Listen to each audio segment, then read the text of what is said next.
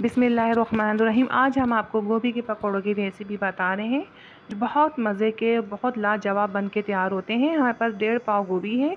गोभी को धो लीजिए पहले, फिर हम इसे कटर से कटिंग कर रहे हैं। और 2 प्याज को बारीक काट लिएगा, आप छुरी से भी कर सकते हैं, कटर है तो कटर से करें। ये देखिए हमने सारी कटिंग कर ली है और 2 प्याज हमने ली है। प्याज भी अच्छी तरह होनी चाहिए, बहुत कम नहीं हो। तो 2 प्याज हैं, इनमें इसे मिक्स करेंगे। ये हमारे पास पत्तों की प्याज है डिफीज़र में रखी हुई, और ये कुटी हुई मिर्च है। 1 टेबलस्पून कुटी हुई मिर्च होनी चाहिए। और पत्तों की प्याज आपको पसंद है डाल दीजिए। हमारे पास डिफीज़र में सेफ थी तो हमने 4 टेबलस्पून पत्तों की प्याज भी ऐड कर दिए। और अच्छी तरह मिक्स करने के बाद हम इसे स्पाइसी डालेंगे कुछ। पत्तों की ये प्याज को खोलना ज़रूरी है ना, हमारी खट्टी हुई हुई होती है, तो प्याज खट्टी नहीं होना, गोभी हम इसको खोलेंगे।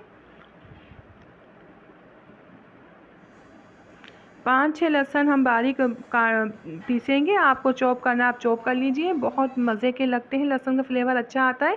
1 टीस्पून हल्दी है, 2-3 चुटकी बेकिंग पाउडर मीठा सोडा है, 1 टेबल स्पून ज़ीरा है साबित, और दरदरा धनिया 1 टेबल स्पून। 1 टेबल स्पून इसमें जाएगी कुटी हुई मिर्चें। आप स्पाइसी खाना पसंद करते हैं तो आप ज़्यादा डाल दीजिए।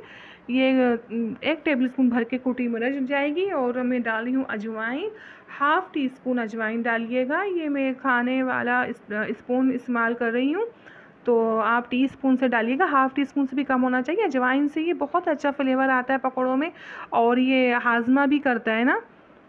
तो मैं डाल रही हूँ 1 टेबल स्पून नमक। अब नमक अपने हिसाब से डालिएगा। अच्छी तरह मिक्स करें इन मसालों को। अच्छी तरह मिक्स करना है। इसको दबा दबा के अच्छी तरह मिक्स करेंगे। इसमें पानी बहुत ज़्यादा होता है।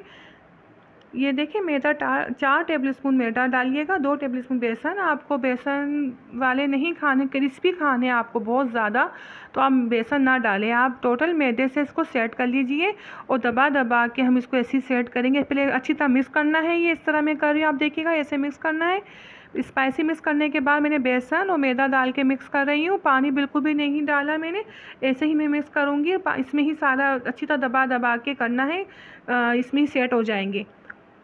इसमें ये पत्तों की प्याज थी डिफीज़र वाली, इसलिए पानी नहीं गया इसमें। आप पत्तों की प्याज नहीं डालेंगे ना तो हो सकता है 1-2 टेबलस्पून पानी जाए। बस अच्छी तरह मिक्स करना है और इसको समेटना है, दबा दबा के हम मिक्स करेंगे, इसमें सारा लपेटेंगे। और आप जब तलेंगे ना, आप ऐसे ट्राई करिएगा, आपका जब ऑयल गर्म हो जाए ना, एक तल के देखिएगा। बिल्कुल सिमटा हुआ तला है तो सेट है, सिमटा हुआ नहीं है हमारा पकौड़ा, बिखर रहा है, तो आप थोड़ा मैदा और डाल के दबा दबा के इसको सेट करिएगा। जब ये मैंने किया था फिर तलिएगा। ऐसे सिमटा हुआ होना चाहिए। तेल हमारा बहुत ज़्यादा हॉट नहीं होना चाहिए, बस गर्म हो। जैसे ये गर्म है ऐसे गर्म होना चाहिए, और बहुत तेज़ आंच और लो में नहीं तले जाते, ये दरमियानी फ्लेम में तले जाते हैं। 3 इंच आंच करिएगा, इतनी लंबाई होनी चाहिए, 3 इंच जितनी।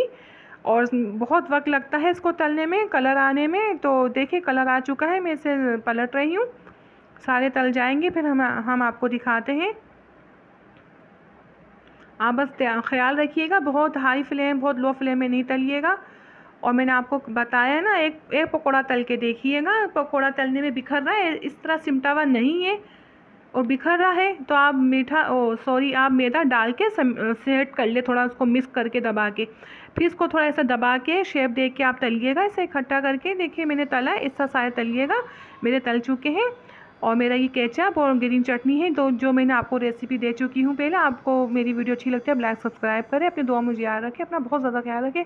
अल्लाह हाफिज़।